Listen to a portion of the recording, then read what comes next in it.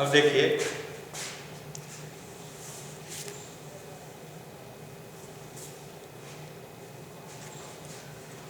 ये विषय क्षेत्र में मानव भूगोल का विकास।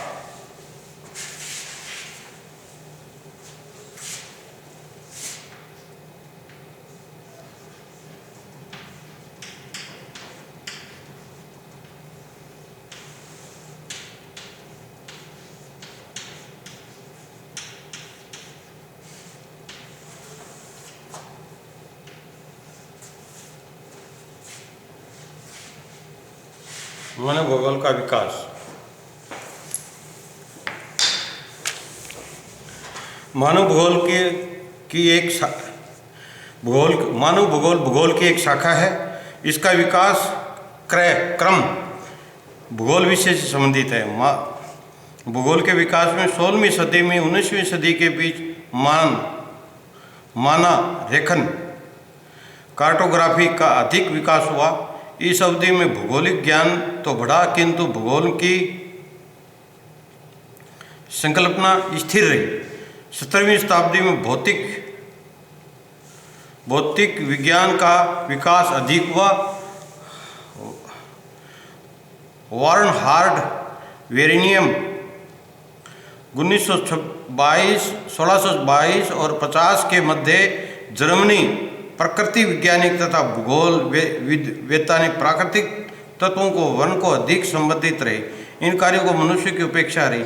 1845 में पृथ्वी की सतह की उत्पत्ति प्रकृति की खोज में प्राकृतिक तत्वों का अध्ययन की ओर बल मिला। आर्चिबाल्ड गार्की नामक ब्रिटिश भूविज्ञान की पुस्तक भौतिक भूगोल शीर्षक में सन 1862 में प्रकाशित हुई। इस तरह ये शब्दावली भूगोल में प्रविष्ट हुई। होमबोल्ट महोदय ने भी ब्रह्मांड में पृथ्वी की स्थिति तथा पृथ्वी के प्राकृतिक स्वरूप पर जोर दिया। इस तरह लगभग 50 वर्षों तक भूगोल में मनुष्य को छोड़कर भौतिक तथ्यों का अध्ययन किया गया। चार्ल्स डार्विन की प्रजातियों की उत्पत्ति नामक पुस्तक 1859 में प्रकाशित होने पर पृथ्वी पर जीवों के महत्व की ओर ध्यान आकर्षित हुआ।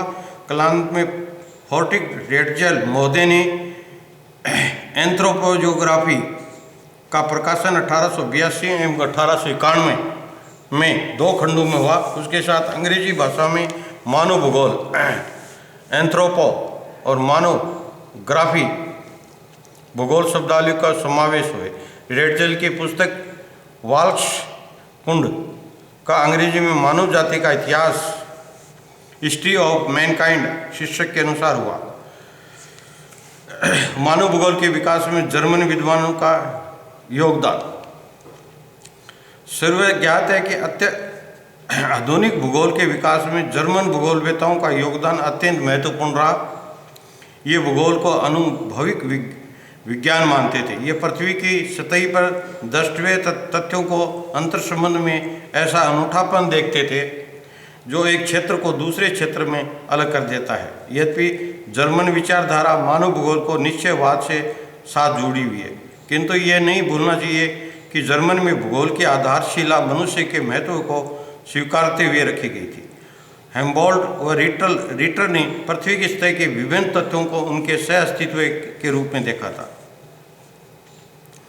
जर्मन के विचारक मनुष्य को भूगोल के अध्ययन का केंद्र फोकस मानते थे। उनके अनुसार मनुष्य प्रकृति के साथ मिलकर अपने क्रियाकलापों से स्थानिक संश्लिष्टों को जन्म देता है। दृष्टांत है कि भूगोल में जर्मन विचारधारा ने पृथ्वी की सतह के अध्ययन में 2 दार्शनिक दृष्टिकोणों का प्रतिपादन किया था। प्रथम भौतिक दर्शन तथा द्वितीय नैतिक दर्शन। नैतिक दर्शन के अंतर्गत मानवीय तथ्यों को दोनों तरह से तथ्यों का संश्लिष्ट अध्ययन ही मानव भूगोल है। भूगोल की जर्मन विचारधारा में प्रकृति के 6 परिमंडलों का उल्लेख मिलता है: थलमंडल, जलमंडल, वायुमंडल, वनस्पति मंडल, पशुमंडल एवं मनुष्य तथा उसकी भौतिक आध्यात्मिक संस्कृति। होमबोल्ट एवं रिटर जैसे महान जर्मन विद्वान पृथ्वी के मनुष्य का आवास हैबिटेट मानकर उनका अध्ययन करते हैं। थल, जल, वायु, वनस्पति एवं पशु सब मिलकर मनुष्य के आवास का संगठन करते हैं। इसीलिए मानव भूगोल में मनुष्य के संगठनात्मक तत्वों का भी अध्ययन होता है। स्पष्ट है कि मानव पारिस्थितिक का अध्ययन इस विचारधारा का आधार है।